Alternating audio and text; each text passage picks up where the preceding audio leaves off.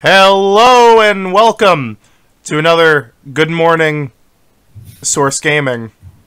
It is I, Call. I want my money back. And I'm don't worry, you get a coin with the pre-order. Okay. And I'm joined by the ever elusive Push Dustin. Hello. I am pushing the Dustin. The ever epic Martin. Fuck yeah, I'm epic. And the ever endangered AShadowLink. Hello everyone, I'm your resident Ark survival involved enthusiast. Evolved. Oh god. Alright, I'm gonna stop the stream and we're gonna start over. What? With the music countdown. I can't believe you've done this.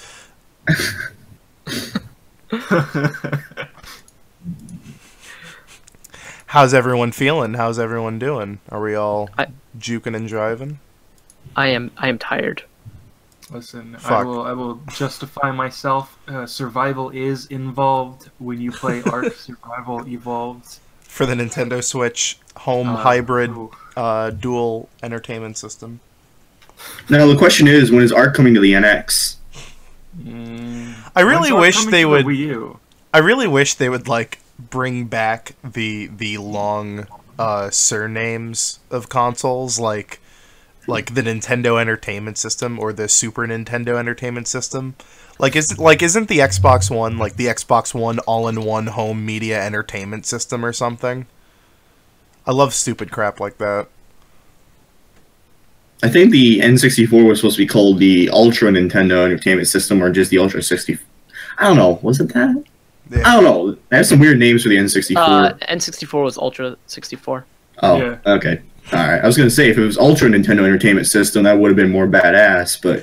They didn't go with Ultra because Konami had a subsidiary called Ultra Games that exclusively published their garbage. Yeah. Yeah. Because Well, they did publish some of the Teenage Mutant Ninja Turtles games. So because the Nintendo had that I think it was either 3 or 5 games per year limit for publishers on the NES. So often companies would like hire a B company to publish more stuff, even if it wasn't very good. Which I think is the reason why there's a lot of like really bad licensed LJN games. Like the Friday the 13th game is actually made by Atlas. Like the Persona Atlas.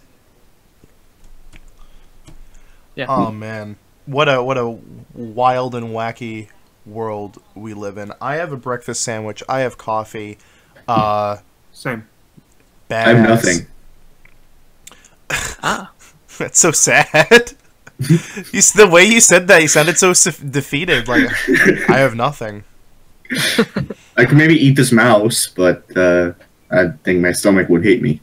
Oh, that's a damn shame. You should get that little mouse, the little armrest that Like the titty one? No. Oh, jeez, Push. No, I was gonna say the one I've got right now that Colin Dram bought for me and sent in the mail. a classic. The one the guy sprayed with perfume. Oh Yeah, my the gosh. very same one. No, I was gonna say the one that Lazy Game Reviews has. That's like it's just a baguette. It's just a French bread roll. Oh. Hello, all you lovely people. So there's no reason to delay it. Smash Ultimate for the Nintendo Hybrid Dual Entertainment System came out last week, roughly a week and a day ago, and we've all been playing it since launch, unless Epic, unless Martin hasn't, and he's just putting us on, and we wasted a hosting slot. Oh, I actually got the game and I'm playing it. Hey, Okay, thank God. hey, we had a call, I think, yesterday, and I was telling you I was facing Incineroar, so... I know, but, you know, people lie. And you unlocked Big the Cat. What, people tell the truth on the internet? Would people do that? Just tell lies on the internet?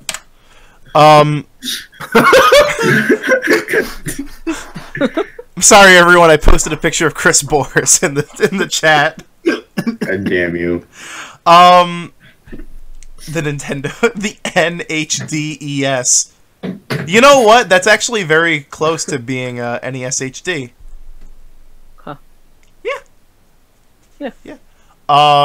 Someone in chat mentioned EDF5. I can't find it anywhere. It's like not being sold in like any store.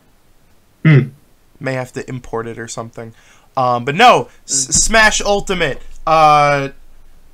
Push, you're the one that a lot of children have a thing for, wanting to hear Smash information.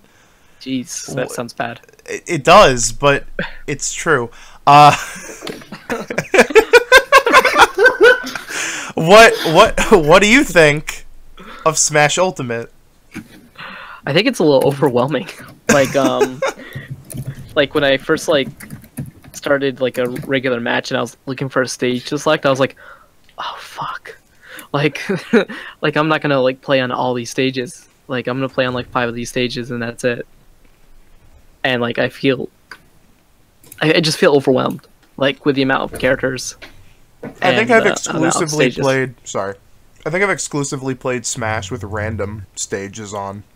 Because it's like, why pick? Yeah, I've been doing this a stage morph. Yeah, as well. Yeah, I've been exclusively playing from stages from 3 franchises just to hear the music. And in Battlefield mode, because those state. Look, I love the Bridge of Eldin aesthetically, but it's awful. It's so bad. I finally unlocked the menu music. Ooh. Selection. Oh yeah. Now I don't have to listen to the theme song from the main menu. It does get a little annoying after a while. I'll be honest. Yeah. I gotta be honest. I know I'm like the not Smash player of like the entirety of the site. Like I just don't really play Smash all that much because it doesn't.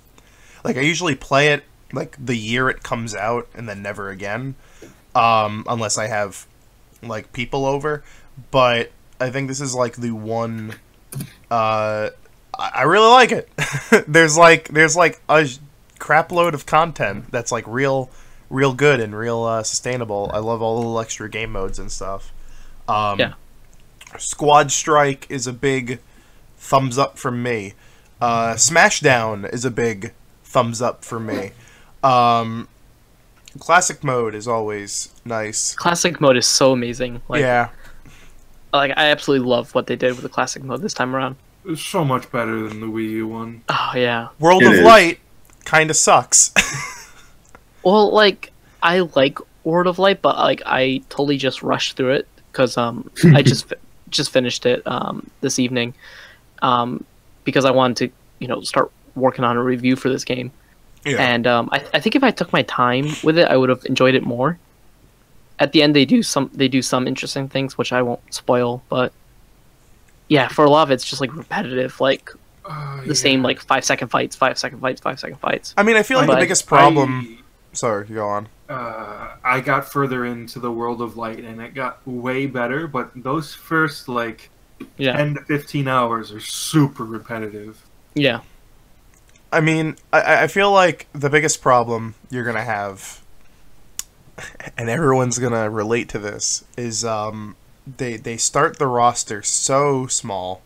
I mean, of course, in World of Light, they start you with one character, and you gotta progressively bring. But in general, they only start you with 7 characters out of, 70, 74? And you're just like, oh man, I need to unlock these.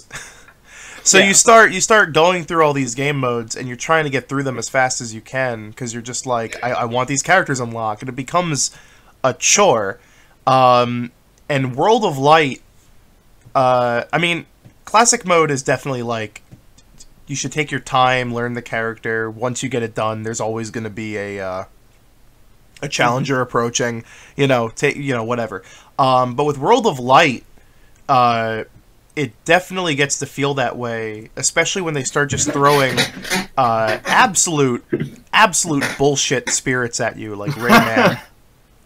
I thought the Rayman one wasn't difficult at all. Oh no. You have Like, a differing opinion. I just put like a assist trophy killer on, like one of those spirits. Yeah, that makes it way easier. Yeah. And I just like target Sukapon.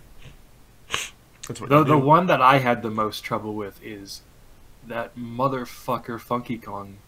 They drop bullet bill after bullet bill, and you have to get it before the enemy does, or basically they will combo you into the blast zone. It is the worst. It is the worst. It's kind of like how Roll Casket is, because Roll Casket has like it's Isabelle with Diddy, and then like a million rockets that just juggle you up into the air, and you're like, oh no.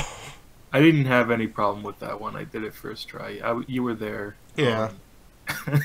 See, for me, unlike you guys, which spent all that time going through Will of Light, I haven't even started it, but I have the entire roster by now, because I use the exploit with the home menu. Yeah. And I will say it has its merits, but it also has its downsides, because you don't get to try everyone on the cast. So I don't get to experience the, like, oh, I can try this character out in World of Light and stuff like that, or I don't get to try it out first time. You know what I mean? Like, yeah. What I did was I did the purest run for World of Light. I only used Kirby through the entire 22 hours that it took me. To be fair, though, out of all of the characters that game throws you in, like, the first, whatever, like, 30 hours, Kirby and, like, Marth are, like, the only fun characters. Yeah. Because it loves to kick you in with, like, Olimar, and you're like, why? World of Light, you get, like, Kirby, and then Mario, and then you get a path. Sheik. You get to choose. You can pick one. I picked Marth, which locked me to the left side of the map, which has a bunch of really not bad characters, just characters I don't gel with at all. So for 10 hours, I was playing as Marth, and man, that gets tiring. It really does. And it's really weird because the World of Light, it like trickles characters like really slowly at you. Yeah. And then you get to like a later point, and it just starts throwing character after character at you. It's just like, this wasn't balanced. This is not even. You're throwing 10 characters at me in the span of 10 minutes, when before it took me an hour to get to the next one. Like, yeah, things should be balanced, as all things should be. Okay. Well, one thing that I was absolutely disgusted by was that Wario was with the clones. Like, you don't get Wario until like very late into the game. Like, what kind of bullshit is that? It's not fair. I like how the World of Light in a later section treats young Link as the de facto Link, because that's how it should be. Well, that's what it seems like they're doing now. That's how all the characters play now. Is that they made young Link play like what Link is supposed to play like from 64 to young Link is 4. Carrying the torch of the old Link moveset, but not just that. They made him fill in the Link role for the World of Light. It's like I'm gonna try to keep this as vague as possible. Yeah. So I don't spoil people in the chat. But the second major area, I was really surprised about how large those sub areas were. Yeah, that's like that's what I'm talking about. When it gets a lot better. Yeah. They start doing really interesting stuff. Yeah, like the first area, it's like the areas that they do have, like the games that they do reference, it's like it's there, but it's not like done that well. Yeah, it's super basic. You just go from A to B, but like those later areas, they're like, wow, they're actually like trying to recreate elements of these games, and they're doing it like pretty well. It's neat. Mm-hmm. I liked how one of the fights very early on was the I'm gonna get like my gamer cred revoked because I forgot the name, but it's the Fly from Earthbound. Oh, Buzz. Yeah, Buzz. and it's just a tiny little Game and Watch. Yeah. That was so adorable. There's a lot of cute things they do with spirits. Yeah. There was a later one I remember. I don't remember it. I just there's one reacting to it very that was strongly. really good with the champion link. Oh yeah, you go through and you have like Falco. Like, yeah, they represent the champions from Breath of the Wild. Yeah. That's neat. What was the one? There's of course like Andy, who has who's Dr. Mario with like a bunch of tiny snakes running around. Yeah, that one that one is a bit ridiculous. Yeah. Those snakes like to throw grenades. Mm-hmm. Hell yeah. Mm-hmm. The way Uncle Andy intended. Yeah, overall I'm like really happy with spirits in general because like I really like event mode in the last Smash games, and like seeing the way that they like altered these fights to like fit around certain characters or their games is really amazing for me. Yeah, I just feel like there's an overabundance of stamina matches. Well, especially in one area, yeah. Yeah, it's been stamina match after stamina match for me right now. I also generally find that it gets super easy to cheese certain characters that are slow, like King K. Rool. If they don't have the super armor in effect, you can just pick a Belmont, stand in one place, and press B, and you keep King K. Rool away. Mm-hmm. I know there was one spirit battle where it was a live stream by Mewtwo King, and he literally just pushed King K. Rool off the screen. Like it was like the imprisoned fight. I think. Oh yeah. Oh yeah. He doesn't move. There's two fights with King K. Rool that are just like King K. Rool doesn't move. You have to push him off the screen to kill him. It's interesting. Yeah, I really think like spirit battles and stuff like that, they're only supposed to take like 2 minutes, and they're supposed to be played like while you're waiting for the bus or something like that. I think when it comes to the spirit battles, when they're not overly frustrating, they can be like a fun little activity to do.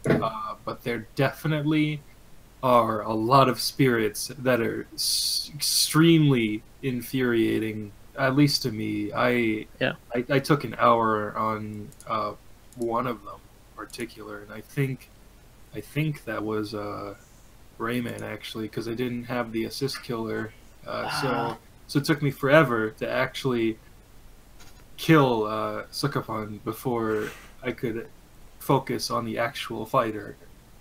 Yeah, and there's another one with 9 volt and 18 volt, which is pretty difficult if you don't have the AT killer. Oh yeah. I had some friends over, and I had them take a crack at Rayman, and I also didn't have assist trophy killer, so like it took them a few goes. Yeah. It was getting heated. It was getting real spicy. Well, I guess we can't really spoil anything for World of Light, so you guys want to move on to a different part of the game? Yeah. Sure. So I am lonely and friendless, so I have not played multiplayer. Anyone want to take that? Actually, I haven't played multiplayer yet because I've been busy with World of Light and just trying to cheese the unlocks. Well, yeah. Not only did I play multiplayer, I played multiplayer with 2 people from the Source Gaming staff sitting right next to me in a very hot room in New York City. I cannot express how hot that room was.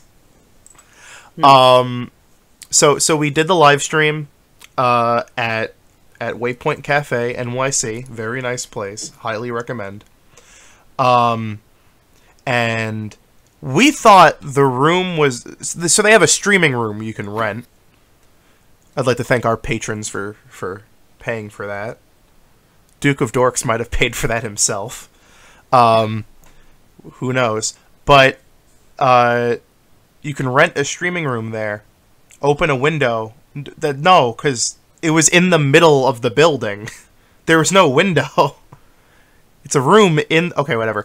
But no, here's the problem. Here's the reason why it was so hot. We thought it was because they have this massive gaming PC in there with, like, dual graphic cards and, like, a Ryzen and 32 gigabytes of RAM.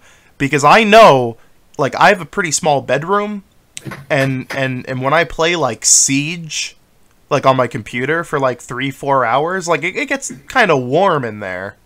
Because, you know, you have this thing that produces heat. It's basically a space heater. But no, it turns out in the steam pipe for the entire building was in that room right above us. Ooh. So it just cooks that room like crazy. With the steam, you should make steamed hams. Yeah, right. Just throw a hamburger patty up at the ceiling, and it'll just like stick and cook. I mean, it wasn't like you got used to it. Your internal body temperature rose. But yeah, no, it was like pretty all right. I had a lot of fun. But as for multiplayer, I mean, it's Smash multiplayer. They haven't, you know, the formula is still more or less the same. The only difference is if I can just sit here and be like, balance changes. Which to that, I think I can say the parry system's kind of BS sometimes. I feel like with the computers in World of Light and Spirit Battles, they are they read your inputs. They kind of cheat. it's pretty apparent. So they parry your attack before you even do it, and it's quite frustrating. Especially if you play on hard, that gets ridiculous. The NPCs in the game as a whole are like, I wouldn't say, I mean, not all of them are ridiculously tough. I don't think the World of Light ones are that bad, but like some of the challenger approaching ones after a classic mode are completely fucking ridiculous. I was surprised with some of them. Like, yeah.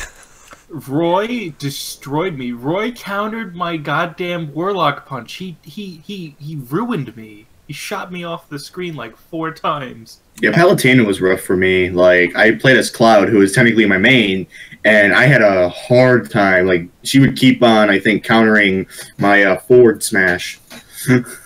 Is there a method to the madness? Like, I know they get, like, progressively harder, like, the more you play the game and the more characters you unlock. Like, each one is harder than the last. But, like, is there any sort of algorithm to that? Like, is it based on how you do in classic mode and your, like, the last intensity you have or something? I don't think so. It's mostly just how good the computer is at playing that certain character, and apparently they're really good at playing Roy. Because, I mean, it's weird when I'm playing through classic mode at like intensity 8.0 and just breezing through as whatever character I'm playing as, and then like Falco shows up and I get my ass handed to me like 3 times. Yeah, the CPU difficulty is very selective in regards to each character. So I play a lot with the AI because I don't really have any friends. Sad tale. But anyways, so I'm playing.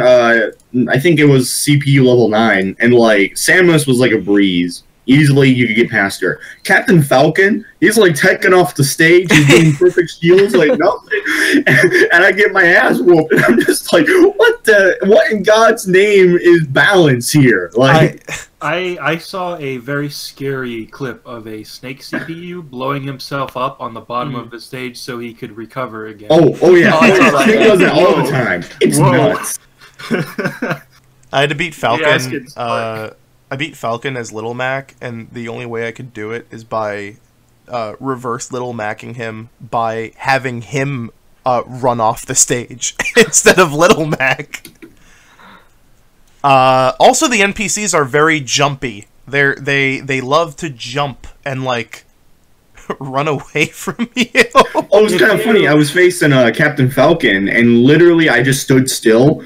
the man could not keep still. Like he Yeah. just kept on like going back and forth dash dancing. I'm just like, what the hell? It's like he's juking you. He's trying to like. I've seen a few CPUs Trying to psych you out. dances. Yeah, exactly. It reminds me of the animation by Terminal Montage. Check them out, by the way. A cool YouTube channel. Literally shows Fox and that Smash Bros. Animation going, like, moving back and forth. Yeah. It's just, shit's crazy. Another thing, actually, no, not to continue on, but to keep going. I mean, I really like Squad Strike. I think every game where characters fight each other can be improved by a Marvel vs. Capcom or Tekken Tag mode. Because it's just fun. And it's also really cool doing the so Phantom had us do this thing when we were playing Squad Strike, because there's 3 of us and you can only do Squad Strike with 1v1, which kind of sucks. So what you can do is you can either have one person with 3 or 5 CPUs versus another person with 3 or 5 CPUs, or what you can do is you can have the NPCs. You can have the computer, I guess, like control one set of 3, and then you can have it so that on the other side you just like pass the controller, or you swap controller every time a character dies, which is like kind of fun and neato and cool. Yeah, it's like real good. I really like it. Smashdown is really cool because there's like this like cool meta game of who should I play as? Like, you want to play as the good characters, but you don't want to waste them just yet. Smashdown, by the way, if you don't know, is the mode where you basically play through the entire roster, and whatever character you play as is then like deleted from the roster. Yeah. You play as every character except the anime sword fighters, so that you finally have the correct Smash roster at the end with only anime sword fighters. Yeah, I'll be honest. I'm glad Squad Strike is in, because it's very similar to PM's All-Star mode, just with some limitations, but some benefits as well. Yeah. I like the formats a lot. The format's way better than that, and it was the one good thing that they kept from Smash Tour. I'll give them credit. They listened. This was, I think, a purely fan-requested mode, and they delivered on that with flying colors. I played a little bit with CPUs, so I haven't gotten that full multiplayer experience, but from what I've played of it so far, it is really fun. I like it. Yeah, it is pretty good. And then, I mean, any talk about the multiplayer has to go to online. Yeah. So here you go, guys. Here's the definitive Smash roster. Hey, it's Kawlun on it, so I'm good with it. Oh my god. So fellas, what do we think of the online experience? I don't like it. I tried to play with a bunch of friends that I usually play Smash with, and it is not a stable experience. I was having constant drops and stutters and freezes, and it was very unpleasant, and it's the kind of experience that I have not experienced since Brawl on the Wii. I had a very negative experience, and it's very weird because most people seem to be positive on it, but it just did not work well for me or my friends. Yesterday I got to try it online for the first time, and this was with, of course, patch 1.2.0, so they fixed supposedly some of the matchmaking issues. So, and I had preferred rules on, so take that as you will, but it wasn't bad. There was a lot of like lag on my first match, like more so like it took like 1 second to make an input, and it immediately reminded me of Brawls Online when that was still a thing. But not as bad, obviously, but still concerning enough. And then the second match actually went pretty well. I could have some stable inputs, but there were some drop frames. And then the third match was similar and stuff, and etc. So it wasn't a bad experience, but it took me some time to get used to that input lag. So I can definitely say that it has more input lag than, say, Smash 4, which could be due to other factors, which we'll get into later. Yeah. But I think that from what I tested so far, it's not, not too bad. But yeah, I haven't tried everything. I haven't tried Smash Arenas, but I've tried matchmaking at least, and it's okay. I've not tried matchmaking, but I've tried Smash Arenas, and that's where my negative experience lies. I don't know if it's like using actual servers or anything, because if it's peer-to-peer, that should be fine, because my internet is out of this world. It's fantastic. But if it's like connecting to a server, there might be some issues there. For me, I haven't tried the arena mode yet at all. I've only done like a couple of multiplayer matches, and I've been matched with people in Japan, and they've all been like really. I haven't had that much lag. It just baffles me on some of their decisions with the online. Like they had like the for fun and for glory separation before, but why did they need to remove that? Like Smash already sold like 1 million copies in like 3 days. I'm assuming like they why removed it because people made fun of it.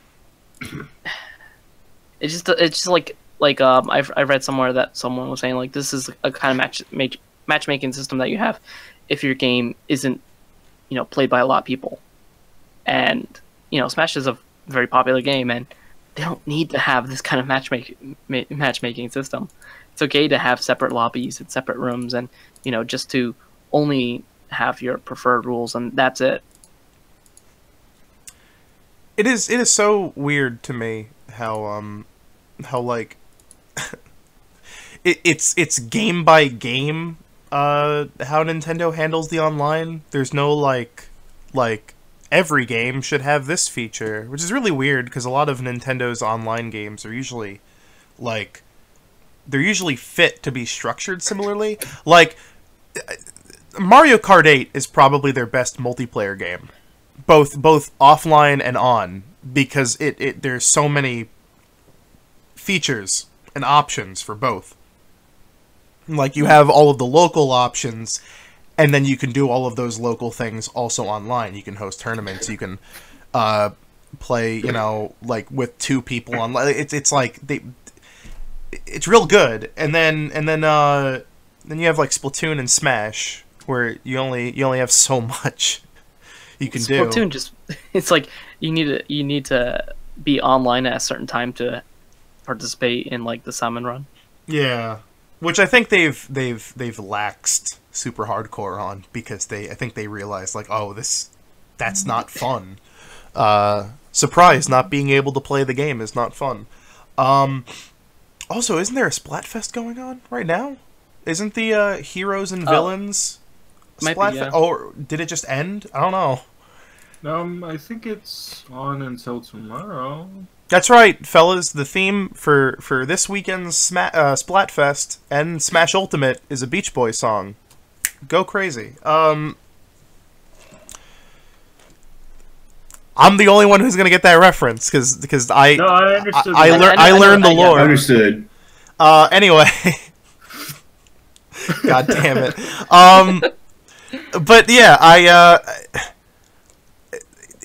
my experience with the online, I haven't played too much personally, because if I play online on my Switch, it's going to be Warframe, or everyone's favorite video game, Fortnite.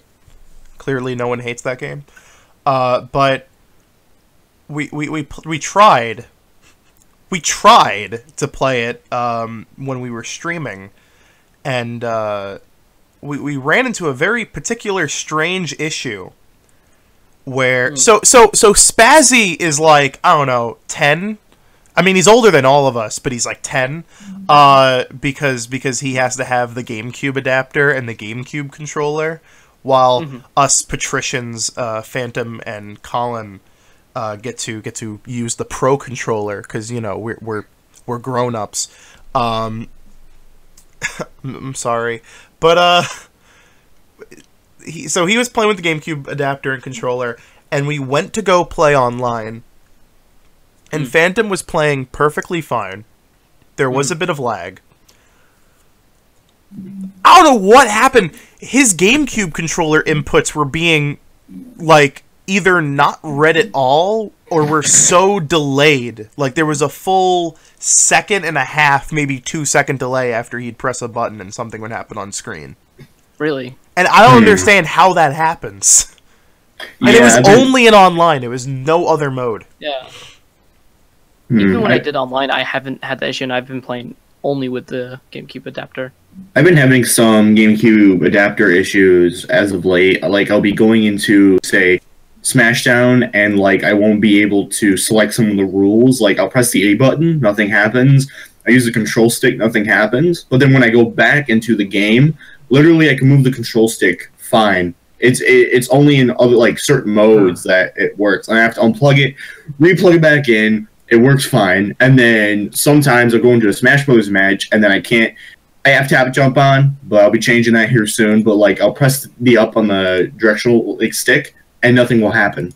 Which could be a benefit to me, I guess, but, yeah, basically that's the whole point. It'll affect me differently in some modes, depending on whether I unplug it or unplug it. It's weird. Do you have both of them plugged in?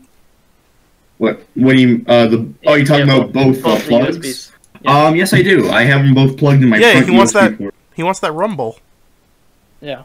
Yeah, and plus two, I actually do have the Mayflash GameCube adapter. I've had it for like 2 years, so nothing's See, that's the other thing, is that the adapter that Spazzy is using is the Mayflash one. But that shouldn't make a difference. I have the official one, and I haven't had any issues yet. I don't think it should make a difference though, like, because it's just GameCube inputs, like, it's. Yeah, but it's Nintendo. I feel like it's a possibility. I mean, even before the Smash launch, the GameCube controller worked well on the Mayflash adapter on Switch when they added that functionality earlier. Again, it's Nintendo. Like, yeah, they have like weird compatibility issues. They do, but it shouldn't. I mean, as long as my mode is set in U mode instead of the PC mode. So, I mean, I've tried switching it back and forth. I've tried, like, plugging it. My guess is maybe my adapter is going bad or my GameCube controller is going bad. Because my GameCube controller's been worn down to hell, so it could be that, but I don't know. It certainly wasn't Spazzy's GameCube controller getting worn down, because he was literally taking it out of the box for the first time when he was walking into the room. So... and by the way, I thought the new GameCube adapter and the new GameCube controller were just going to be reprints of the ones they made for Smash 4. Nope, they're brand new. They're made of like a different build. Really? Yeah, no, they're reprints. They're using different materials, but it's the same schematics, like, completely. I figured as much, but. Yeah, like, I felt the new GameCube controller, and I went, this actually feels pretty different. Like, it has a matte finish, and they're using a different material. It's like a little heavier. The insides are basically the same. From some videos I've seen of people taking it apart, pretty much the same. Nice. But yeah, otherwise, I can't say. I don't know. I don't know what I can really say about the online experience.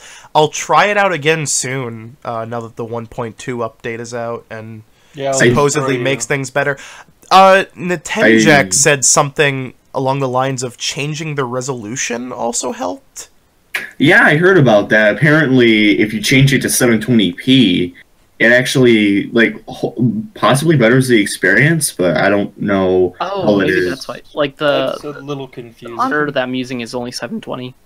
Oh, okay. Maybe what I'm thinking is maybe changing the resolution to 1080p puts a lot more strain on, like, the GPU or something, and then it can't really render the inputs as fast as it is if it were 720p. Maybe, but the internal resolution would still be the same. Yeah, I don't think it would change the internal resolution. Yeah. That reminds me, though. Unless it does. That would explain a lot, but that would be extreme. That would be very strange. it is such bullshit that we can't capture videos. Yeah. Yeah, totally. Yeah, no, I agree. Like I know like the 3DS had issues with the screenshot, and you could only do it on the new 3DS because Smash used so much RAM in order to run. And I'm guessing that's the same issue that's here, but it sucks that it's completely disabled, even when there's not, a lot of many things going on screen or anything like that. I think they really pushed the graphical fidelity to its maximum with this game. You've got real-time shadows on all the characters and most of the stage objects. We've got global illumination. I was surprised to see that. It's very apparent everything is lit naturally, lights bouncing off of everything. It's a very technically impressive game, but that comes at the cost of a lot of input latency. Yes. And so Smash Ultimate, it has the most input latency of any Smash game to date, and I find it's very apparent. I notice a lot of things happening in my game that are going against my inputs. Like I will jump and do an aerial attack, but the aerial attack registers first, so I just do a ground move and I don't jump. Yeah, exactly. I've been having that same issue too. Like I'll be doing, say, a Cloud's up air, but he'll just go for his up tilt. Yeah. And that pisses me off. I also noticed there's an issue, and a lot of people seem to be reporting this, where quick flicks to turn your character around just don't get sent through. So I have up-B'd and side aerialed to my death because I was facing away from the stage while I was trying to recover, and my character didn't turn around. And that is quite frustrating, because I've definitely died, at least from self-destructs, more times from the game just not doing what I wanted to do than me actually messing up. I do want to mention that Smash inputs with the GameCube controller are a little bit weird, in that this is probably the only game that uses the analog part of the GameCube controller. Because if you go through other games, literally you have to press down the full R button. So what I'm thinking is maybe Smash is not using the drivers from the Switch operating system. I think it's using its own kind of drivers, similar to what Smash Wii U did, if you think about it. Because it has its own kind of quirks with the GameCube controller, rather than, say, if you're playing Mario Odyssey with it. But wouldn't that explain the Mayflash issues then? I mean, maybe. I mean, when I've had some issues where I booted the Switch, and then it'll start freaking out for a little bit, then readjust itself. So what I'm thinking is maybe it uses its own its own thing. Its own software. Kids just use the 8-bit DOE G-Bros adapter. Because I've been using that recently, and it's pretty aight. Or just use the Pro Controller. Or just use the Joy-Cons. Or just love thy neighbor. Yeah, it's kind of weird, because supposedly the Switch has issues with wired controllers having more input lag than wireless. Apparently that's the case for all of the consoles right now, because they're all made they're all made with features that you would think are super standard to be complete afterthoughts. Jeez. It's not great. It's kind of rough. There's another game with a lot of input delay that came out recently, but I'll talk about that later. Yeah, we'll get to that. Yeah. But yeah, the input latency is super bad. For me, it might be a deal breaker because it just feels so off, and that sucks because I love all the new characters. I love the changes they've made to the game, but it's such a noticeable delay that it just doesn't feel right. Yeah, too. I was playing Ryu. He's one of my mains, and literally he felt like a brick. I've been trying to play Ryu and Ken, and it's so difficult to input their special techniques because the timing is super fucked up.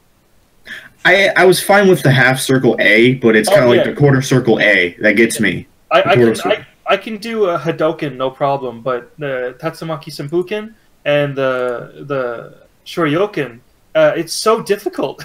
It's like unnaturally difficult. The Shoryuken, I think I'm okay with, but it's the Tatsumaki Senpuku or whatever that has issues with me. So. Yeah, I just find that Ken just does the down B like constantly instead of doing what I want him to do, and that is very frustrating. And I've tried the Joy-Cons and my third-party Switch Pro controller, and both of them have the same issue. I know it's receiving the data wrong, as in like it's getting the wrong inputs because it keeps doing the down B like consistently. But it's so frustrating having my character constantly do the down B when his whole gimmick is that you can put in complex fighting game inputs to do stronger moves. Exactly. And it sucks too because Ken has 2 specific moves that Ryu doesn't have, and I can't do a single one of them. I really want to see what they look like. I think the half circle A is his kicks. Yeah. Now, which kind of different, very different. But I don't know. I prefer the Shinku Hadoken from Ryu Shakunetsu Hadoken from Ryu personally, but that's all right. But yeah, hopefully they get that stuff fixed. But I don't know. They would have to. I just apparently for Ryu they equalized the input latency for all the controllers, so nobody has an unfair advantage. And if that's the case for this game, that would be something they can't fix ever, because the input latency is just going to stay like to the maximum that it can be, and that's very like disheartening. So, Harvey asks, does the GameCube controller work on games other than Smash? And yes, it does. I think you can.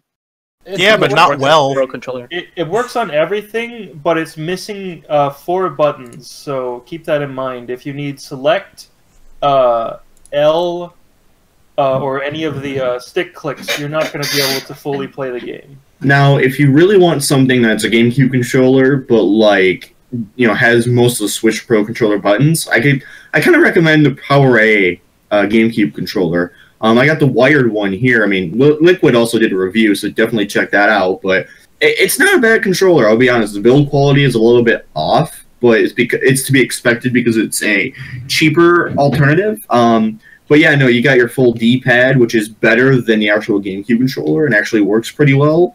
You got your shoulder buttons, which aren't analog, but they have lower travel distance and kind of feel like a GameCube analog trigger. So it kind of gives you that authentic feel. You have better L and R triggers that look like the Z trigger from the GameCube, but are not as clicky and has some travel. Well, you have all the standard buttons and stuff, so it's not bad. But one thing I'll say is that the analog sensitivity is very off compared to the GameCube controller because it used the Pro Controller data values. So if you really want something like that for Smash Brothers, I would recommend it, but be warned, you'll have to do some adjustments. Yeah, I have the EEE kit, like generic wireless third-party Pro Controller for Switch. It's got motion controls and like rumble, and all the buttons you need. And the funny thing about this controller is it's in an Xbox One shell. It's very clearly like a knockoff Xbox One controller. To the point where it says LB, RB, LT, and RT. And it has analog triggers because you can take this bad boy, take a USB-C cable, plug it straight into your PC, and it will dummy as an Xbox One controller. That is actually kind of cool. Which is it's really funny. So I guess I have a controller that I can use with both my Switch and my computer, and it has no issues working for both. I saw that controller at Video Games New York when I was hanging out with Phantom. I finally saw it pop up, and I'm like, there it is. That's the one. I'll just forever like the Pro Controller, because it's really comfy, and it's really good, and I like it. I've never really gelled too well with the GameCube controller, and I think a lot of that is just, like, due to not growing up with it, but also just, like, I don't know, like, it's missing so many buttons. It's missing so much functionality that, like, I feel like it kind of sucks to use. The only way to play Smash is with the keyboard controller. Yeah. No, it's with the Atari 5200 controller. No, you gotta use the Joy-Con grip that came with Starlink that has the giant fucking R-wing on it that takes up, like, the entirety of the thing. Yeah, I would like a Pro Controller, but the price tag is really steep. I could buy a game with that. They're coming down in price. They're going on sale way more often. Yeah. Plus, too, there's those PowerA alternatives and stuff, but and Hori's even making one with like pad grips on the bottom, which is kind of cool. As I mentioned, the Triple E kit. I can't say that over and over, but the Triple E kit controller has all the features you need. It has motion control and rumble. It doesn't have NFC, and it has a short battery life, but the trade-off for that is that it's $27, and that's actually really good for all the stuff you're getting with it. Yeah. Whatever floats your boat. Super 10Z X says, in the World of Light, I'm almost at 100%, but there's one spirit battle I'm missing, and he doesn't know where that is. And that's one thing that really sucks about World of Light, is that the map is really not helpful. And then, like, in the sub areas, you can't even, like, zoom out. Yeah. So if you want to, like, try to actually see, like, where the missing spirit is, it's so hard to find it. Like, you have to just be really careful when you go through it and make sure you do every single spirit. There's one subsection in the in a second main area, and I had such a hard time with that one because half the paths didn't look like paths. Mm. Oh yeah, it took me a while to find a specific door because I walked by it and I didn't see the arrow telling me that I could go through it. Yeah. Oh, also, I was going to bring this up, but I didn't because I got sidetracked. But it is very funny that Smash does not have video capture in the same week that Doom just got it. And I mean, I don't know if I totally buy into the whole panic button R wizards thing. They're doing God's work. They're definitely doing some magic behind the scenes, but I do feel like a good chunk of how good their ports come out just do come down to how scalable the engines they're working with are. However, getting Doom to run at, like, I assume less than 2.5 gigabytes of RAM is really impressive. Mm-hmm. Is crazy bananas. That's neato. That's real super duper neaterino. Good job. Yeah. Thumbs up. Thumbs up to Panic Button. Thumbs up for Dingu. That's an Ashen's reference. Is that about it as far as Smash is concerned? Do you want to talk about Joker? Oh, we could just talk about the Game Awards in general. Sure. We didn't talk about it last week because Smash was out. Yeah. Hi. We didn't see that one coming. So, I was writing a rate that character for Joker. We both were. Collins got vetoed for a reason. Yeah. I almost gave Joker a 5%, and now I know that the reasoning of Nintendo relevance doesn't mean shit. It's Cloud 2.0, baby. Yeah, Cloud 2.0. We're back here again. Mm-hmm. To me, this is more so Cloud and Bayonetta had a chat. He's He's got the glasses.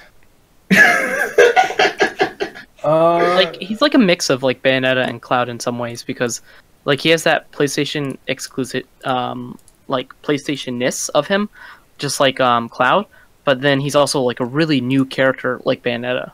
Yeah. I do want to say that I would give my thoughts, but Monday or Tuesday I have a discussion coming out with Nintendo. So if you guys want to talk about, if you guys want to hear about my thoughts and how it might affect Smash speculation, that's coming out here soon. Colin almost gave Joker 0%. Yeah, I almost took the biggest L in Smash character rating history because I was gonna make a joke video about how Joker literally doesn't have a chance in any way, shape, or form, but also to piss people off even more, because that's my expertise. It was gonna be a video about how I think that Tokyo Mirage Sessions Sharp FE is the real Persona 5. And There's just no base for that claim. Yeah, it was just to piss people off. It's literally just a troll. and it would have been so bad. It would have been so bad for me. Oh, it would have, man. It would have. Such a stark contrast from the Doom Guy video being like the most viewed one. I was gonna approach Joker from the perspective of a complete elitist, because I'm the guy who waltzed in, yelled at Colin to get me to do a Shin Megami Tensei character. Yeah. So I was gonna pretend that I didn't know which Joker it was covering, and I was gonna talk about the villain of Persona 2 for a while, because his name is Joker, and then I talk about Joker from Persona 5, and then I say, listen, he's got no Nintendo relevance. He's a good boy. I like Persona 5, but he's in Persona Q too. He really shouldn't be in over a Shin Megami Tensei character. And then I was gonna slap a 5% on, and then I was gonna follow it up with a Jack Frost video where I make like 20 he-ho puns and give him a 40. And now I feel like the biggest cesspool of like scum and villainy on the planet. Cause I got that wrong, and I was gonna be a huge prick about it too. Oh man, there was a lot of really good. I mean, outside of the Joker announcement, there was like a lot of the Game Awards wasn't great because I feel like this really bad. this year was kind of a slow year for games. This year didn't have a lot of big AAA games, so Red Dead Redemption 2 ended up walking away with a lot of things, and then God of War ended up walking away with a lot of things. If you there love, wasn't much in between. If you love third-person cinematic action games, you will love this year. If you love genres, this year wasn't too great. If you like unique experiences that you haven't seen before, this year was fucking terrible. Yeah. But that being said, speaking of unique experiences that you haven't seen before, at the Game Awards they announced a really like beautiful and spectacular looking game called The Pathless, and that game looks so colorful and creative and amazing. I really want to play that game. The Pathless, everybody, keep your eyes on it. It looks real good. But what I was gonna say is that Nintendo didn't have a lot of nominations this year because they didn't really have any games this year. So they sort of more than made up for it by pushing in a ton of announcements. And holy hell, we got a lot of games announced at the Game Awards. Basically, I think with the exception of like 3 or 4 games, pretty much everything's coming to Switch that they showed off. Pathless is not coming to Switch. What? The Pathless is not coming to Switch. That's one of the 3 or 4. That's also the best game at the show. So like, oof, I don't know about that one, Chief. Big oof if you don't have a PS4 or a gaming computer. Also, or an Mortal Xbox. Kombat looks dank. Dank is dank in the worst way possible. It's the best part. That trailer was quite the experience. When the rapping started, I almost fell out of my chair. It's okay. Ed Boon knows his audience. That's exactly the point there. But no, you have Sayonara Wild Heroes, which started the show and looked really interesting. I don't remember that game, but I think I was a few minutes It's late. like the super stylish pink and purple, like... Oh, that was a little bit later. No, it was like within the first 15 minutes. Sorry, I didn't remember it too well. It didn't really stick with me. It was just like a neon punk game. Then we got Marvel Ultimate Alliance 3 announced as an exclusive by Team Ninja. All three of those things I would have never expected to hear in the same sentence, and yet here we are. Okay, so Marvel Ultimate Alliance 3 is understandable. Exclusive to Nintendo Switch, also understandable. Big with the kid audience. Team Ninja developing it is really, really like something you'd never expect in a million years. Yeah. Because it's like the exact kind of game they wouldn't make. I would have thought it would have been like... I really wonder how the whole process of them doing it actually came about, because Team Ninja mostly makes like very, very Japanese styled games, and this is a very Western, actually like superhero game, and it's very similar to the previous games in the series. So like, they're not doing their own thing; they're following up something that other developers already did, and that's very strange. Team Ninja normally doesn't do that. Yeah, I would have thought it just would have been by like some Activision B team, because that's who owns the Marvel Ultimate Alliance games. But all right. After that, we got the announcement of the Crash Team Racing remake, which has been rumored for a while and is now real.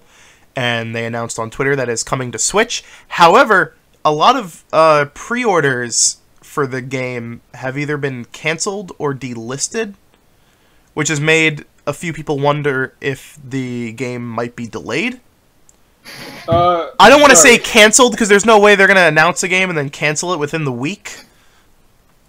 That'd be really bizarre. But just want to respond to the chat real quick. Matthew Rondello, Team Ninja and Nintendo collaborated on Hyrule Warriors and Fire Emblem Warriors. It was one staffer from Team Ninja working with Omega Force, but they're still credited because he does work in the Team Ninja division. There you go. Continue on. So yeah, I guess, but also granted, Crash Team comes out in like half a year, so it's possible that there was just something weird with the placeholder listings. They're just trying to get that fixed right now. Dauntless, which is a action RPG online that's currently on PC, is coming to all consoles and mobile devices, and is going to have cross-platform play and cross-progression, which is very nice. It's another free-to-play game, so add that to the pile of really nice free-to-play experiences on the Switch. Mortal Kombat 11, which I didn't expect. Well, I sort of did. Ed Boon said, I remember like a year ago, that he wanted to bring Injustice 2 to the Switch, and was like, yeah, it's totally possible. But I'm assuming he decided to cancel those plans and instead just focus on bringing like the new game over, which I think is more impressive and better than just getting another old game. But I would have liked to see Injustice 2 come over. That terrible looking Stranger Things game is coming over. The isometric 8-bit adventure game, whatever the... One thing I didn't expect was they're remastering Stanley Parable, and also including some new puzzles and stuff. Yeah. And also they had a really like tongue-in-cheek trailer where they were really mad that they didn't win any awards because The Last of Us came out in the same year. And they finished off the trailer by saying, "What do you mean The Last of Us 2 comes out in the same year?" So, yeah. I didn't include Stanley Parable on the list because they just said it's coming to consoles. They didn't specify which consoles. I presume all three, but you never know. Stanley Parable runs on, Unity? Unreal? I know the original mod was a Half-Life 2 source mod, but I think the final game is running on Unity, which is why the Portal level doesn't look that good. It is Unity. I think Unity. It was Source Energy. No, the original. Unity. It's Unity. Oh, okay. I know for a fact the final game is a different engine. I just didn't know which engine. The original version is Source. Yeah. But this version that's coming is Unity. Okay. There you go. And then there was the Joker DLC announcement, which is very nice. Very nice. So wait, when is Batman coming? And it literally had a stolen asset from the Source engine. Well, if you're talking about the original mod release, yeah, it was a Half-Life 2 mod. Sorry about that. What was your question, Martin? Batman. Oh. I mean, Joker's coming. When's Batman? Oh, shut up. Yeah, when's Paul McCartney coming from Beatles Rock Band? My favorite Nintendo game of all time. So yeah, that's I don't know. Any other thoughts on the Game Awards and the Game Awards announcements? Go ahead, Bush. I didn't watch the Game Awards. Because I was like, there's no way they're going to announce anything Smash related. The Devil Trigger live performance was fucking terrible. They had the sound balancing like super off, so the lead vocalist was muffled, and the growly voice guy at the beginning of Devil Trigger, most of like what makes that part sound good is through digital like synthesizing, and he does not sound good live at all. So that was a really bad like showing, even though I loved it because it's so cheesy. And then immediately after, like the orchestra comes out and they play like a song from Red Dead Redemption 2, and it's like really well balanced and super like high quality. And I'm just sitting here thinking, God damn it, Capcom blew it. That was just a really bad showing. Also, they showed like a cut trailer of Devil May Cry 5, which was like 40 seconds long, when they had a full 4-minute trailer that would have probably gone over way better, because the trailer they showed at the Game Awards proper was really kind of nothing. So they had a kind of a pretty bad showing, which makes me uneasy because I really want that game to do well, because Capcom seems to be putting a lot of money into it, and I don't want them to shelve the franchise again if it doesn't meet sales expectations. I do want to say, as a little aside, Red Dead Redemption 2 failed at its plans at World Domination when it lost the Game of the Year. So, I mean, another cinematic third-person action game won, so it's basically the same game. Listen, I'm just surprised that Red Dead Redemption 2 didn't win Best Esports Team. Any game where it has the same controls as any other third-person game, and your guy takes up like 30% of the screen, and your FOV is like 40 degrees, is basically the same game, in my opinion. Yeah, I don't even like if you have a even if you have an axe instead of a gun. What do you guys think of the chances of a Monster Hunter characters as DLC? I don't think it's very likely. There's rumors of there was a big shakeup at Capcom when they developed Marvel vs. Capcom Infinite. Basically, the team that developed it did it with no oversight from the other Capcom teams that are responsible for each individual franchise. Reportedly, the Devil May Cry Hideaki Itsuno, the Devil May Cry series runner, was pissed off when he saw Dante in Marvel vs. Capcom Infinite because he looked awful. And apparently also the Monster Hunter developers were very not pleased about a generic Monster Hunter, nameless Monster Hunter, being a playable character in that game because they don't feel it represents their franchise right. And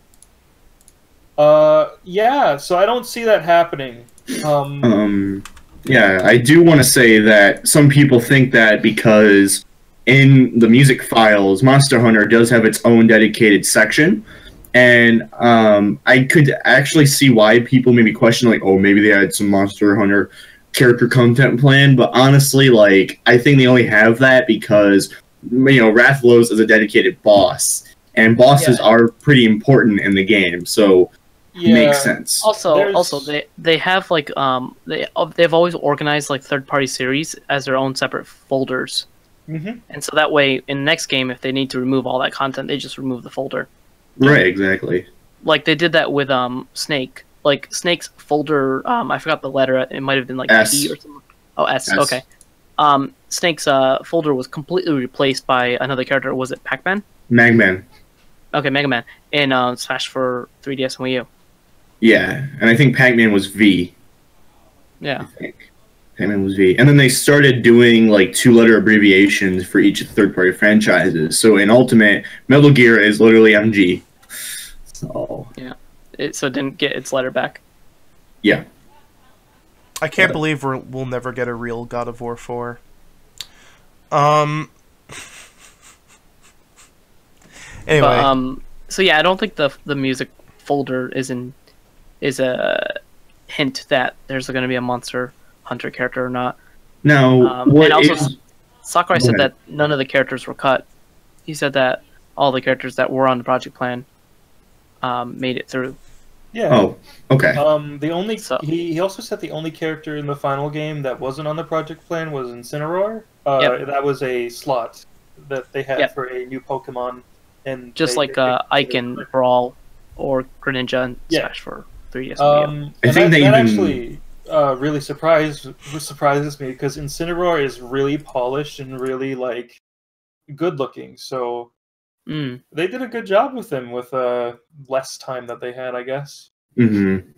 Yeah, I also want to say too that there's also in the music victory fanfares there is one number that is missing, but I personally think that's for a Piranha Plant. I think so too. Yeah, because honestly, I think Piranha Plant was listed as one of the characters to be on the project plan. So yeah, I think Piranha Plant being separated and then offered as a pre-order bonus kind of makes sense. Maybe, because it's not really a character that's necessary, but a lot of people would be interested in. True, but I also think that maybe he didn't have enough time to do kind of low priority. I'm pretty sure if Sakurai was going with hidden characters again in this game, Piranha Plant would have been like the final unlock. Yeah, exactly. Like Duck Hunt. Yeah. Or Rob. So let's move on to our next topic, which is the Switch is selling really good, at least in Japan. It's outsold the Vita, which long time coming. Yeah, I mean, in general, in total system sales overall worldwide, it has already outsold the Vita. Yeah, but it just outsold it in Japan, which is very notable. And then it also recently hit 6 million sold in Japan, which is 1 million behind the PS4, which I think is really notable. Which is pretty cool, but I also think it should be noted that Smash Bros. In Japan is the fastest best-selling game of all time in Nintendo Switch history, I believe, with 1.2 million units sold already in Japan.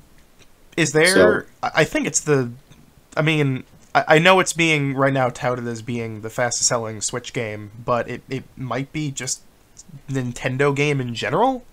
Because I think previously it was, unless they're counting like, Wii Sports. I think previously it would have been Smash Brawl, which this has certainly beaten. I want to say it might be I just want to. Well, if they're saying Switch altogether. No, I mean like before. Yeah. Yeah. I'm just gonna answer Matthew's question real quick. Do you think that characters were revealed in the order that they were made because Incineroar was last? It's hard to say because it's not like they work on one character and then they just work on the next. Like it's not like production's not done like that. There's many different parts of a character that are being worked on at the same time. The animation people will be working on several characters at once, where the sound people will be working on sound for the sound design for that character. And so it's hard to say that a character is finished in this order. I would never try to make that assumption because it's very difficult. There are of course characters that were almost cut, like Bowser Jr. and Ganondorf in Melee. Yeah. So yeah, Smash is selling like hotcakes. Yeah, they haven't revealed U.S. numbers yet, which I think is curious. I wonder if they're gonna hold out for a bada bing, look at this big number type reveal, because I don't know. I haven't seen this many people online playing a single game on the Switch since I got the thing. So, very, very curious to see, because I think it's safe to say that pretty much, I don't know, anyone with a Switch got Smash. Most people with a Switch got Smash. I was at my college the other day, and I was sitting on a circular couch. They have set up for people to sit on, and I was playing Smash. I hear to my right Xander Mobus yelling 5, 4, and then I look to my right. There's this guy holding the Switch in Smash, and our eyes meet, and we laugh in unison because we're both playing the same game. Oh, you didn't start fighting that commercial? Settle and Smash. Settle and Smash. You know, now it's See Me in Ultimate. See Me in Ultimate. Is that actually the new campaign? I haven't kept up. No, I don't know where that came from. I just know it from my Keith video, Mighty Keith video. Check his content out, by the way. Awesome YouTuber. But yeah, no. Recently, I went to my college and I have this gaming set up actually, and some people were playing Smash Brothers, and I tried to join in, and I had the two Joy-Cons, but apparently the Switch hit the system limit for how many controllers you can pair, because each person had 2 Joy-Cons. So so that was a limitation of that, unfortunately. So one person had yeah, go ahead. It's something like you can have 4 pairs of 2 Joy-Cons, but if you want to have 8 players, you have to have all single Joy-Cons. Yeah, or pro controllers or something. It's some weird limitation like that.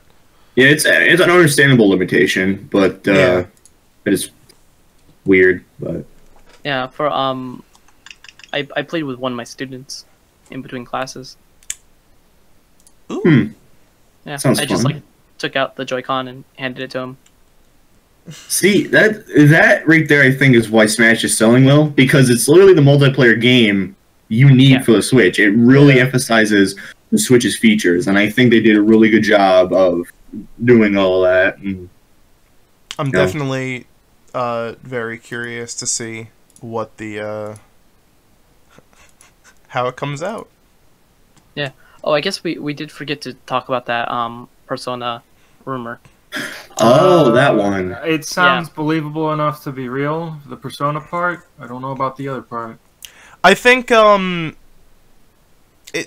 there's always going to be rumors of a Persona 5. There's been rumors of a Persona 5 Complete coming to Switch from 20 million different sources. It doesn't say anything about Switch. Well, and I'm going to. I'm just saying in general. I'm going to have a hard stance that it's not coming to Switch.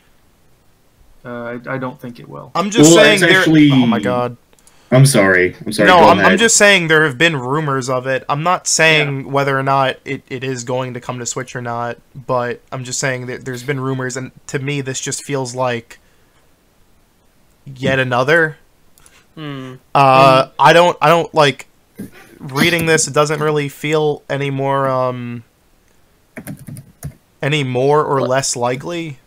I know there's yeah. The original source is also the Japanese version of 4chan. Yeah. Yeah. True. So it's not coming from like someone who has like verified these sources. It's just random messages on a 4chan thread. I feel like Persona 5 Complete, if they don't make any substantial changes to the story or don't add anything, it would literally just be the same game, except with all the DLC unlocked, because it's already on the disc. It actually literally is all on the disc. I like someone in chat wrote, it'll probably be called Persona 5 Scarlet. I love how it'll have the same subtitle as the new Dead or Alive Extreme 3 release. I love that. English version confirmed, baby. Baby. Oh god, I'm not gonna have people over anymore. They can't see my game shelf anymore. It's not allowed. Nope. What do you guys know anything? So Rad VG says it was posted 5 days before the Grand Blue fantasy fighting game was announced. I personally don't know anything about that. Yeah, in the video game chat earlier, they were talking about. I heard that it was announced, but I don't know. Yeah, it's called Grand Blue Fantasy Versus. Okay. And let me drop the trailer for you. It's an Art System Works game, so it's basically just like all their other games. It's got that stylized aesthetic where it's 3D models pretending to be 2D artwork. It probably runs on the same engine. It's probably the same engine. BlazBlue Crosstag and Dragon Ball Fighters are very, very clearly running on the same engine. They have the same menu with the same little hub world and everything. I know they have like standardized backend in I think Blender where they make their models and set up the everything to look like 2D cells, even though they're not. I watched a whole documentary about that. They did a talk at a GDC, I think. Nice. It was interesting. Let me pull that up for people in the chat. You guys can keep talking. I don't know.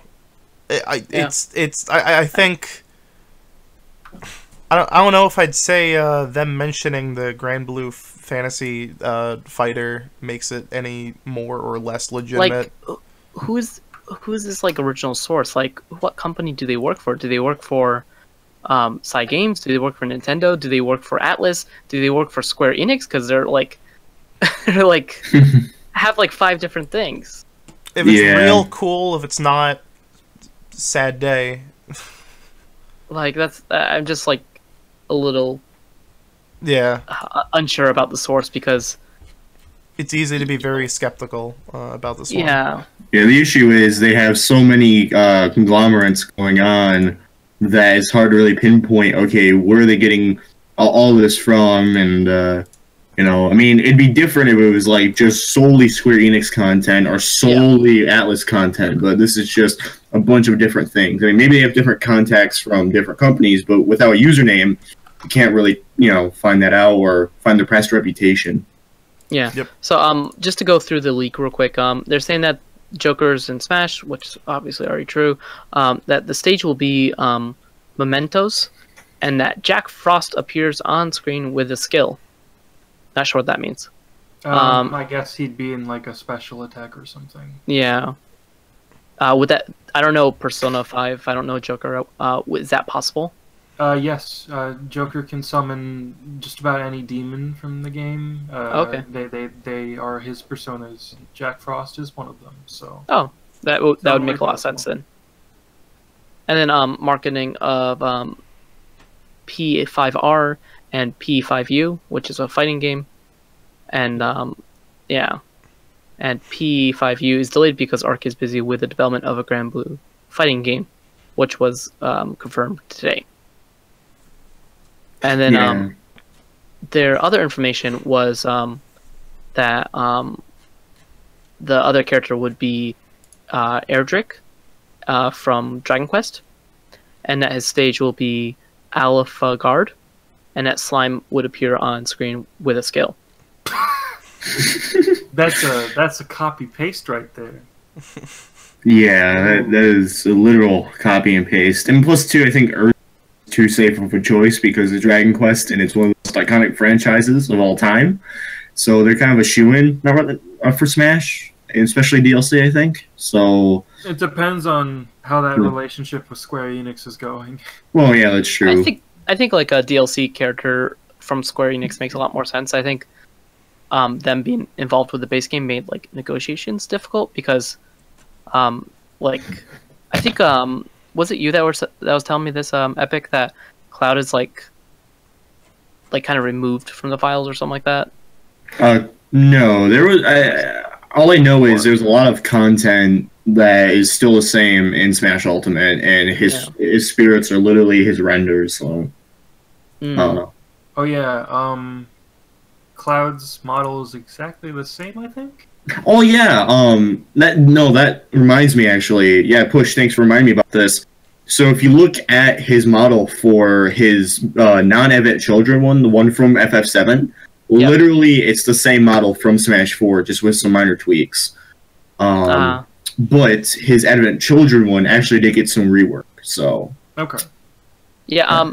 So someone in the chat asked if it was maybe they mean like a Sys trophy when they mean skill, and I just checked the Japanese, and no, it's not that. They're using like waza, which is like a move. Okay. So they're saying that Jack Frost would be involved with the move somewhere within Joker. I made a move set for a Shin Megami Tensei character where he uses an ice attack and he summons Jack Frost to do it. So, you know, they could do that. Mm-hmm. Yeah. Yeah. I mean, it's possible that we won't get any Square Enix character because, you know, they obviously were really dragging their feet. I think partly because of the way that they have set up like rights management with that company. Like if you look at like Cloud is the only one without an English voice actor.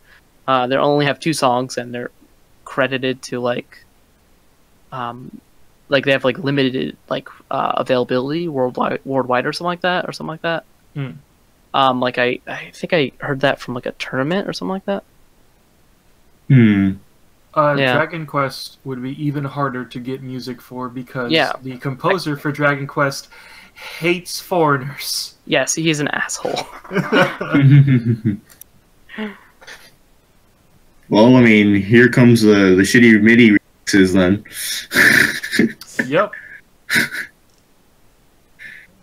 But yeah, no, this rumor I would honestly take with a huge grain of salt. I mean, it's not really coming from anyone credible. I mean, again, this is literally just Japanese 4chan. So yeah. Anyone can make something spread, no matter what the source is. I have a friend who was testing the limits of a site to see how far they would go, and sent an anonymous tip that Nintendo was buying a Banjo-Kazooie from Microsoft. And they published it and called it a rumor and said they had a reliable source. And it's just like... Oh my god. Well, I mean, plus and two... it spread like wildfire. It was reported by every Nintendo site. It was the dumbest thing that ever happened. Yeah. Wait, when was this, by the way? 2013, I want to say. I remember that. I actually remember that. Oh my gosh. You can probably find it. My friend, he just... I was talking to it. And he was just like, "Oh, I sent that in." I was just like, "What?" I mean, in a day and age where you have leaks like the Grinch leak, yeah, I mean, you can't really trust a lot of stuff. You can't trust anything. No. Not even yourself, man. Not even yourself. It's better just to wait anyway. Exactly. Whatever. It makes it way more fun. But yeah, I think we've had enough Smash for today, don't you guys think? Yeah.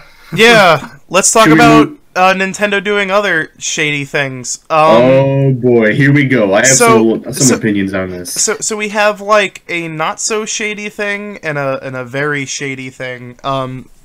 Earlier this week, there was a lot of hubbub going around that Nintendo was suing hackers for hacking the Nintendo Switch, and this is kind of true.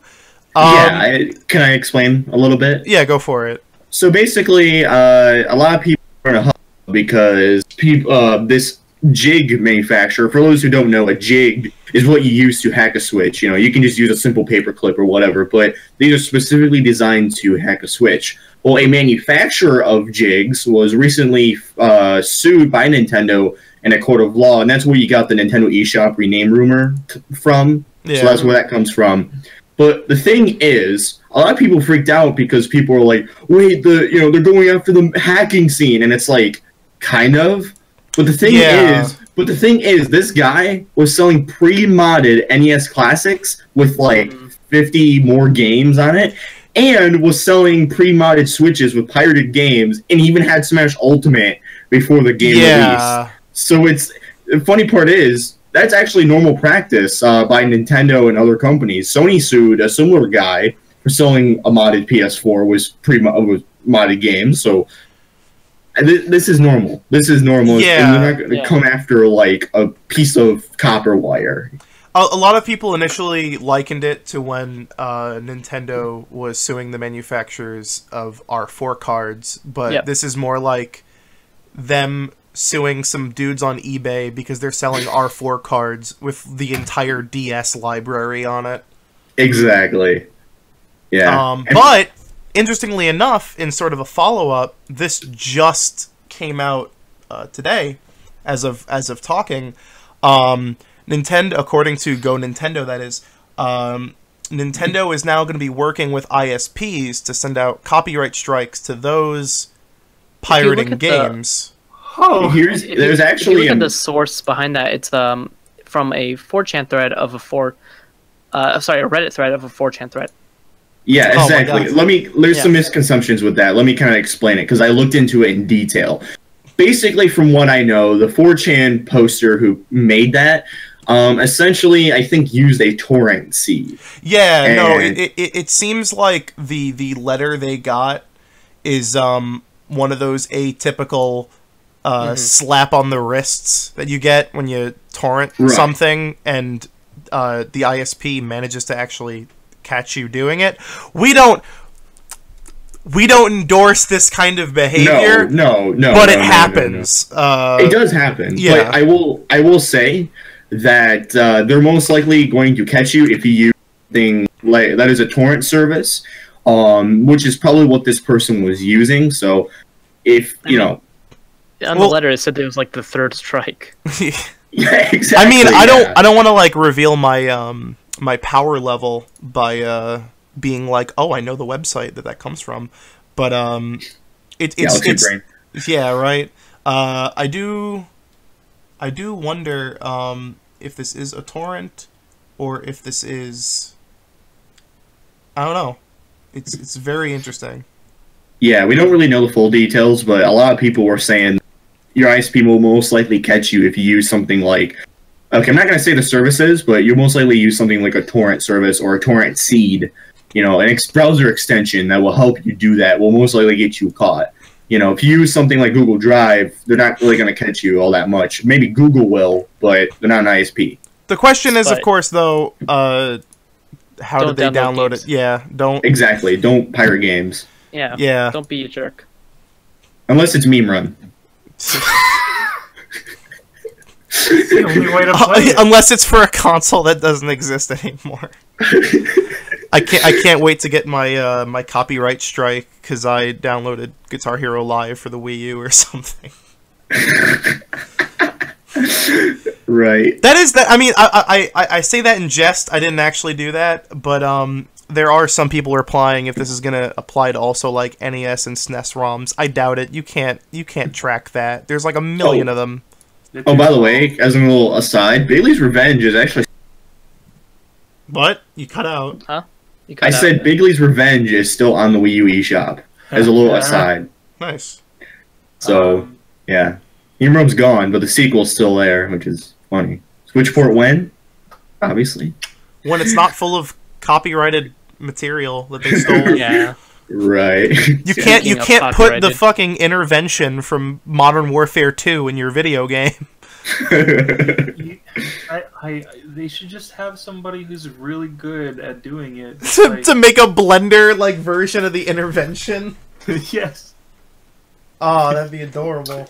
Interesting fact, I did have a meme run stage being developed for Smash Wii U, but I scrapped it. As a mod, yeah. It's actually available for download if you know where to look. It's in one of the video descriptions for Source Gaming. So, Easter egg little thing. Let's get down to a couple games that released recently. Specifically, ones over that came out the last couple of weeks. Oh boy. One of them is one that I can say I've actually played. The other is one that I played with my eyes. Can I talk about that one?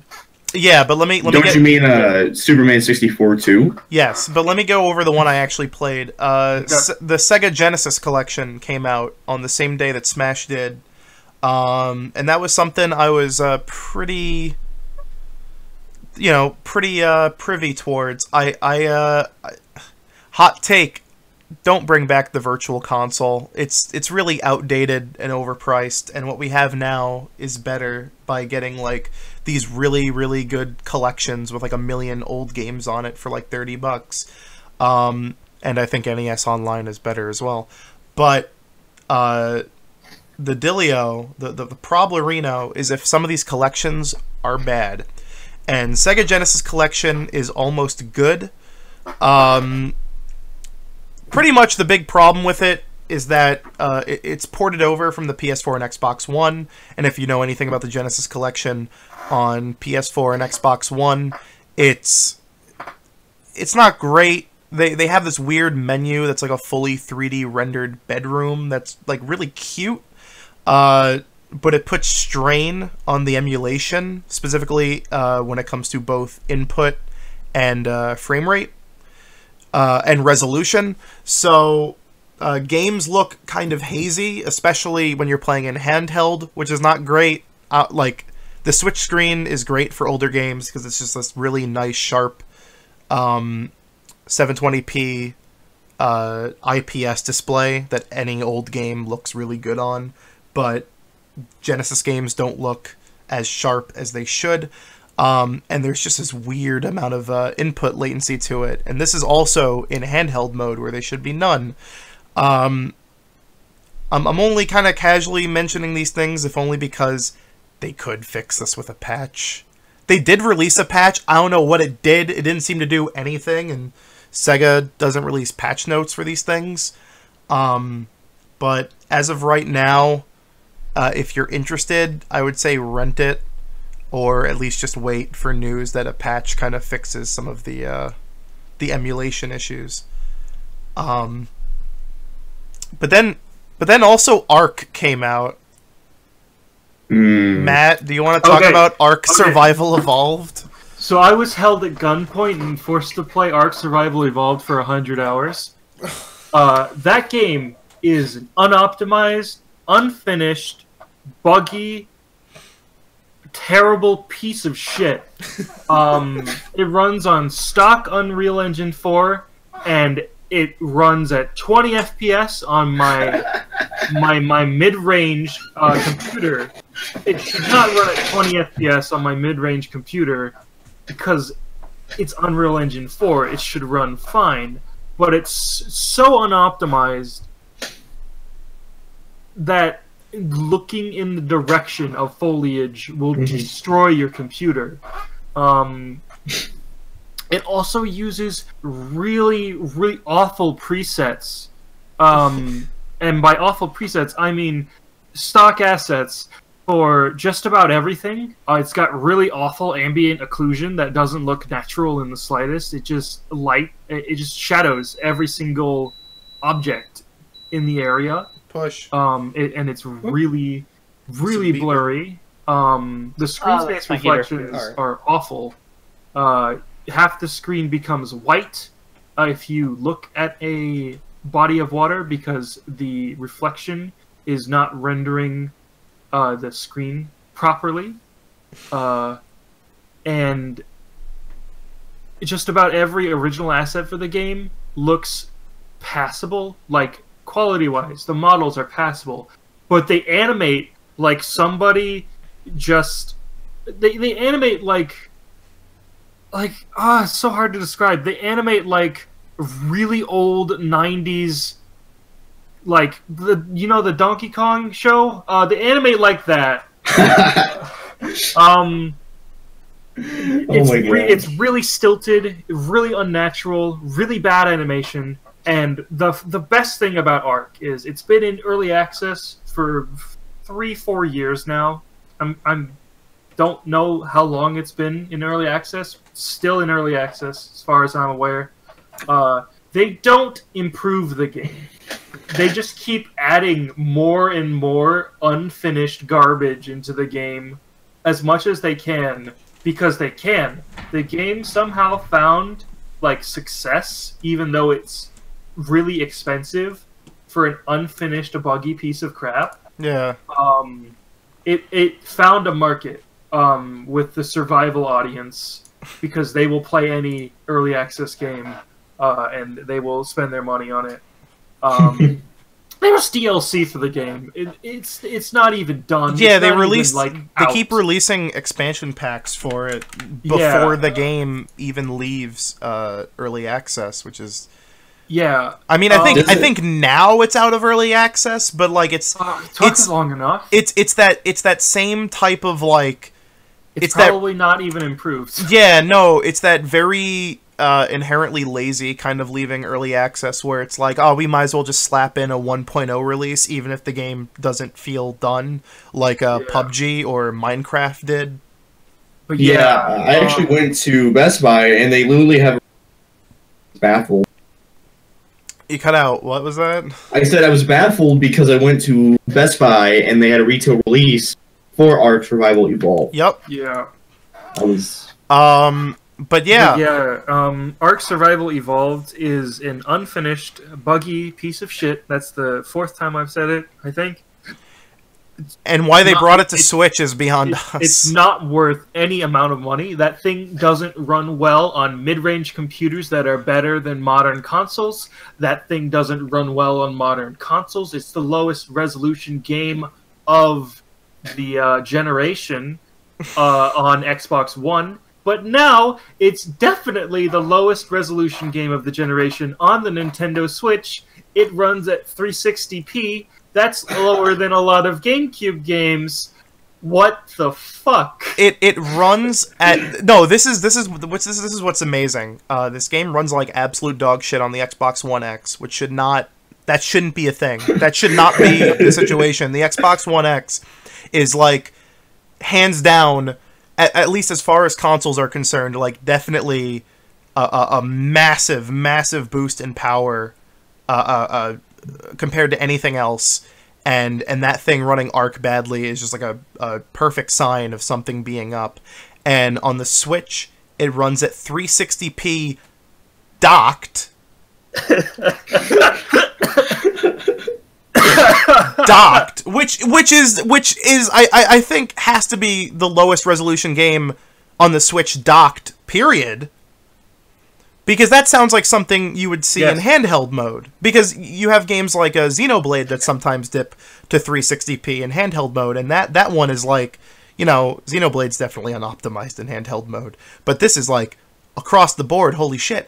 But according to Digital Foundry, the standard resolution for Arc in handheld mode is 216p.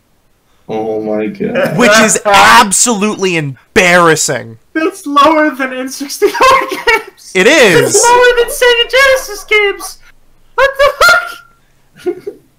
But yeah, those developers, they don't optimize their game. They just throw it in a blender, they turn off some settings, and they say, there you go, the game runs now. Which is weird because they made such a hullabaloo. They made such a big, like, oh, look how cool we are earlier this year when they showed the tech demo of Arc running on Switch, and it looked fine, and they kept going on about how we had to make like special optimizations to get it running on Switch and to make it look as good as the other versions.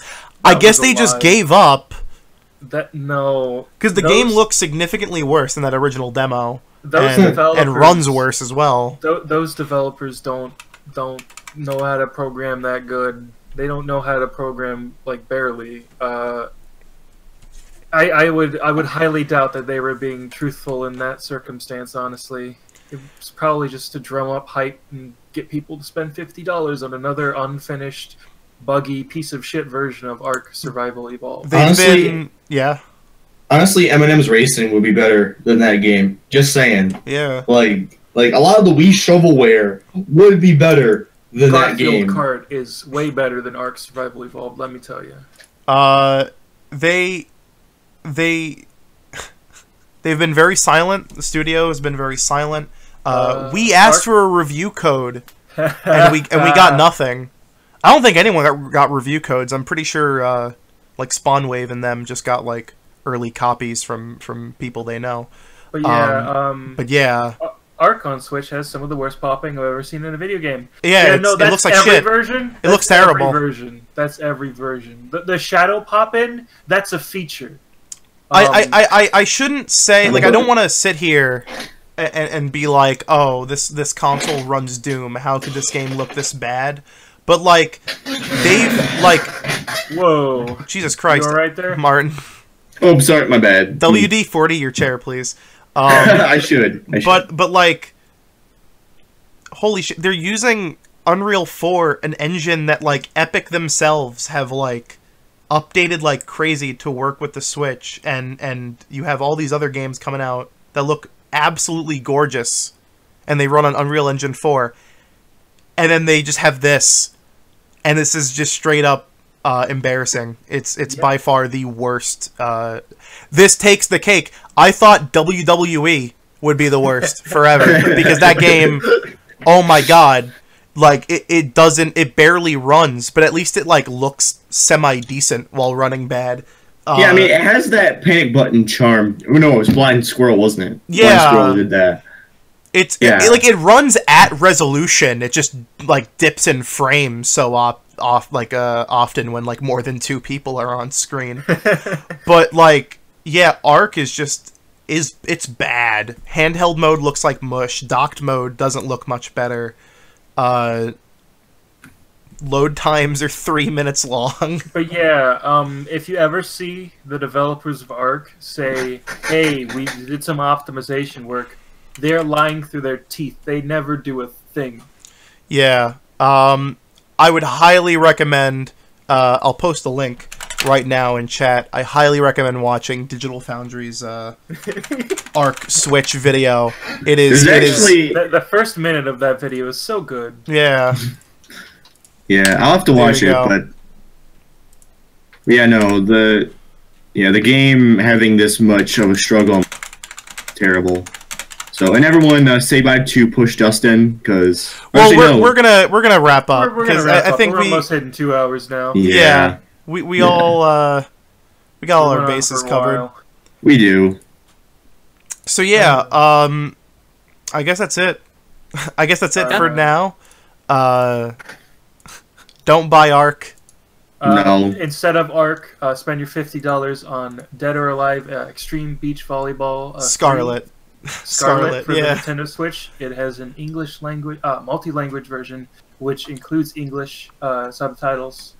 so you will understand what is going on. You can beach volleyball on the go and get embarrassing looks from everybody who happens to see your screen as you pass by. I'd like to thank everyone for joining us. I'd like to thank AsHadowLink. I'd like to thank Epic Martin. I'd like to thank Push. I'd like to thank myself. Thanks to you all for watching, whether you're watching us stream this live or you're listening to it later. We really appreciate it. We're gonna try to stream a bit more, but we've been busy with Smash and other various things. As always, links down below to our Discord, Patreon. Duke of Dorks is a saint. He's basically Jesus 2.0 because he is our super patron. He bought in, boys. Yep. Twitter, website, all that good stuff. Remember to subscribe. We're almost at 30K subscribers, which is pretty badass. And as always, return to the source. So anyway, see you later, everybody. Peace. See ya. Bye.